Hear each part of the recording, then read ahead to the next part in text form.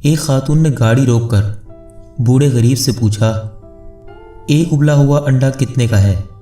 बूढ़े गरीब ने जवाब दिया, 15 रुपये का एक है बेटी। खातून ने कहा, 50 रुपये के 4 देते हो तो बोलो। बूढ़े ने जवाब दिया, ले लो बेटी। बुजुर्ग ने यह सोचकर कहा कि कोई ग्राहक तो मिला। अगले दिन खातून अपने बच्चों को लेकर एक महंगे रेस्टोरेंट गई और सब बच्चों का मनपसंद खाना ऑर्डर किया। खाना खाने के बाद जब बिल 1900 रुपये आया तो परस से 2000 रुपये निकाल कर दिए और कीप द चेंज कहकर चली गई। तो गोया इस खातून ने अपनी फतह इसमें समझी कि जिस बूढ़े अंडे बेचने वाले को ज़्यादा पैसे देने चाहिए थे तो इसका हक मार लिया, और जो पहले ही बड़े नामों के रेस्टोरेंट बनाकर अवाम को लूट रहे हैं उनको 100 रुपये ज़्यादा दे दिए।